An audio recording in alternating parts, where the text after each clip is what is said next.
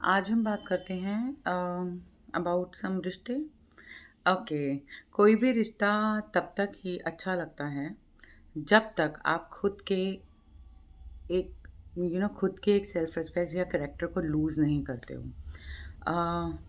जब तुम अपनी वैल्यू जो है भूल जाते हो, ठीक है? सिर्फ़ किसी और की खुशी के लिए आप अपनी खुद की वैल्यू जब नहीं रखते हो, तो वहाँ से एक्चुअली में आपकी प्रॉब्लम्स शुरू हो जाती हैं। ठीक है? क्योंकि सेल्फ रिस्पेक्ट रखना, एक सेल्फ रिस्पेक्ट का मतलब ईगो नहीं हो जाता, उसको ईगो नहीं कहा जाएगा। सेल्फ रिस्पेक्ट का जो मतलब होता है, वो है अपनी लिमिट्स को जानना, ठीक है? आपको पता है आपकी लिमिट्स क्या हैं, आपको ये पता होता है कि आप डिज़र्व क्या करते हो, ठीक है? अम, और क्या टॉलरेट कर सकते हो और क्या नहीं कर सकते। आप जो टॉलरेट कर सकते हो, उतना ही टॉलरेट करो यार। कोई आपको आपके साथ बदतमीज़ी कर रहा है या अगर आपकी कोई रिस्पेक्ट नहीं कर रहा, इज़्ज़त नहीं दे रहा आपको वो लेवल की, तो आप चाहे उसके बिना रह नहीं पाओ, उसकी कितनी भी इज़्ज़त करते हो, तो आप प्लीज़ उसको तुरंत उससे डिस्टेंस मेंटेन कर लो, उसको छोड़ दो।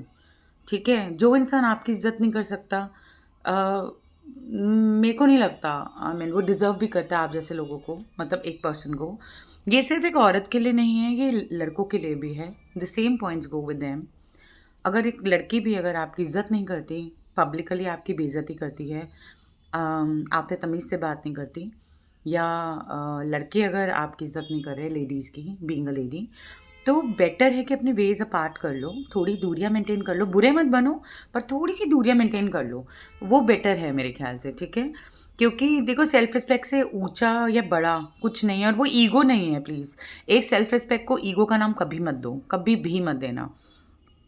और अगर सबसे जो ज़रूरी चीज़ है, उससे मतलब इंसान से कट जाओ यार, उससे दूर हो जाना ही बेहतर है। अगर वो आपको इज़्ज़त नहीं करता या आपको इज़्ज़त नहीं दे नहीं रहा इज़्ज़त-विज़्ज़त, तो आप प्लीज़ दूर हो जाओ, ठीक है? वही बेटर है।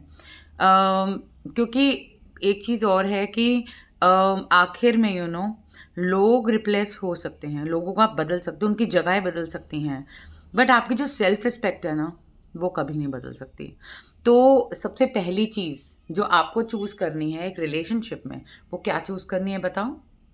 बताओ, बताओ? इट्स यू, योरसेल्फ, अपने आप को पहले चूज़ करो, उसके बाद रिलेशनशिप आगे बढ़ाओ, क्योंकि सेल्फ रिस्पेक्ट से बड़ा और अच्छा और ज़रूरी लाइफ में कुछ नहीं है, जो मैं मानती हूँ, ठीक है? आजकल के मैक्सिमम जो क्लाइंट्स मेरे पास आते हैं और केसेज़ आते हैं, वो बस इसी चक्कर में आते हैं कि मैम वो मेरी इज़्ज़त नहीं करती, मैम वो मेरी इज़्ज़त नहीं करता, वो बदतमीज़ी करता है, पब्लिकली अच्छा बिहेव नहीं करते। तो मतलब यार पहले अपनी इज़्ज़त, अपनी सेल्फ रिस्पेक्ट ज़रूरी है, उसके बाद बाकी सब चीज़ें हैं। आप अपने माँ-बाप के साथ इतने साल रहे हो यार, चाहे वो लड़का है, चाहे वो लड़की है। एक 4 महीने के आए हुए लड़का-लड़की मेरे ख़्याल से इतने ज़्यादा इम्पोर्टेंट नहीं हैं, कि आपकी सेल्फ रिस्पेक्ट के ऊपर है, राइट? या आपके माँ-बाप की परवरिश के ऊपर है। तो ये एक मैसेज है जो आजकल के लड़के और लड़की, युवा पीढ़ी यू कैन से, और आजकल के लोगों के पे भी कैलकुलेट बैठती है। You have to look after yourself, you have to choose yourself first, respect yourself first, then go for a person, A person who really respects you deserves you.